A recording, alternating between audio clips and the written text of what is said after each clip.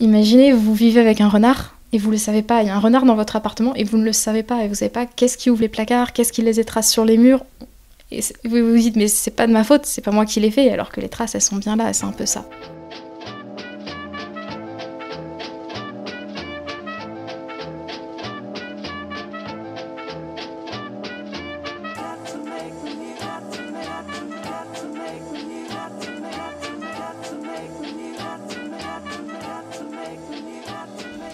Moi, mon problème, c'est que je faisais des dépressions.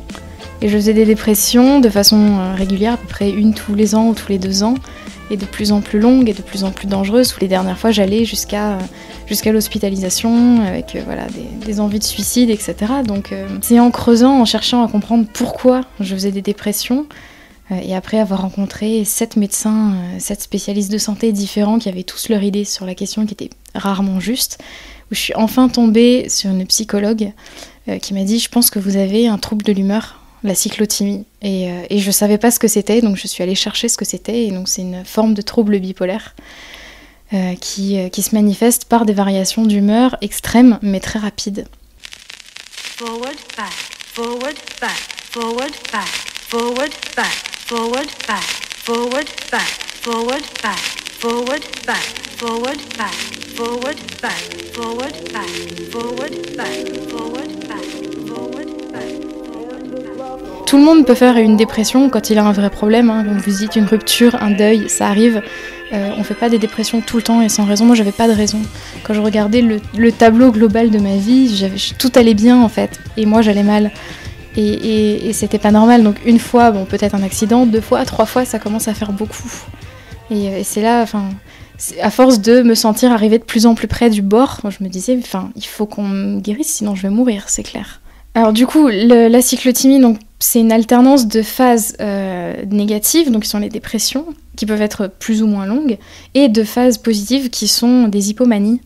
Donc on a une élévation anormale de l'humeur, où on se sent très puissant, très bien dans sa peau, on est capable de tout, on a des grands projets, on se lance des grands défis, on est vraiment capable de tout surmonter, et en fait on perd un peu la notion de risque, la notion de danger, et on peut faire des choses comme décider de partir en randonnée tout seul sans prévenir personne, ou changer de job parce que celui-là franchement il y en a marre, ou rompre avec son compagnon, sa compagne sur un coup de tête parce que ça y est je reprends ma vie en main, je redémarre, on est vraiment dans l'impulsion, on vit à 100 à l'heure, on se sent vraiment très bien.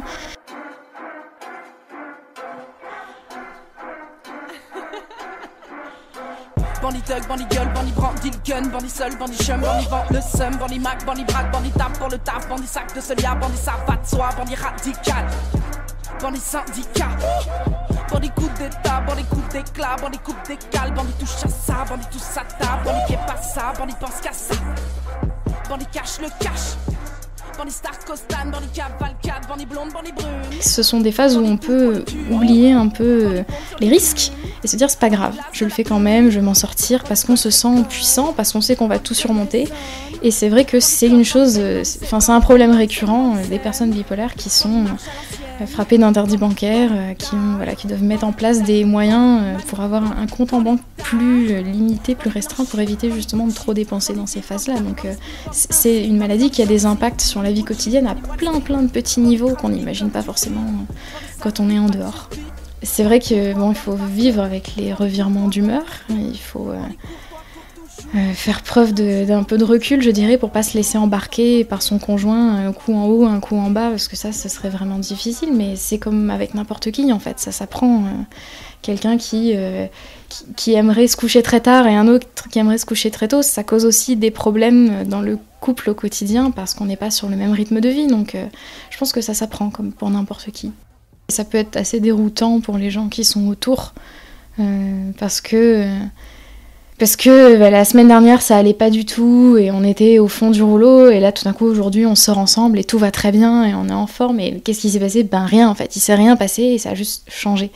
Sur le plan professionnel, donc moi je suis auteure de bande dessinée et du coup avec Goupil ou Face, donc la bande dessinée qui parle de cyclothymie, je suis aussi développeuse web et j'ai fait du jeu vidéo avant, et en fait j'ai fait 1 million de choses, mais je les ai vraiment faites, je les ai poussées professionnellement à un point intéressant, et puis j'ai changé. Et c'est vrai qu'un parcours en zigzag comme ça se retrouve très très souvent chez les... Enfin, pas que, hein, bien sûr, mais les personnes cyclotimiques ont souvent des parcours comme ça, des changements de direction, des... Et oui, c'est clair que ça a un impact, c'est clair. Je pense que si j'étais pas cyclotimique, je me serais casée quelque part. Oui, j'entends souvent les gens me dire oui, on a tous des sautes d'humeur. Mais je réponds ben oui, mais moi j'ai des trous de mémoire, ça veut pas dire que j'ai Alzheimer.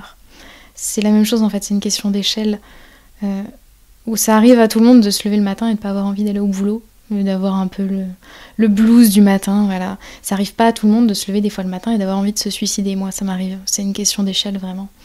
Après, il y a des gens qui sont persuadés qu'on s'écoute se pleurer et qu'on n'est pas malade et que si on faisait un effort, on pourrait aller bien comme tout le monde. Et ben, tant pis, je peux pas convaincre le monde entier. Et moi, j'essaie déjà au moins de permettre aux gens qui sont concernés ou qui connaissent quelqu'un qui est concerné de comprendre.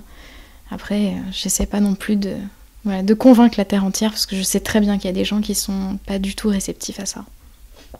Souvent on dit oui, c'est une autobiographie d'une personne bipolaire, mais en fait non, moi j'ai écrit un livre didactique pour comprendre ce que c'est que la bipolarité, c'est pour ça que j'ai utilisé la métaphore avec le renard, donc le renard symbolise la cyclothymie et permet de mieux comprendre ce que c'est que de vivre avec. Après oui, j'ai un peu pioché dans mon expérience pour donner des exemples, parce que je sais que ça va parler beaucoup plus aux gens si c'est porté par une personne plutôt que par juste une abstraction, mais...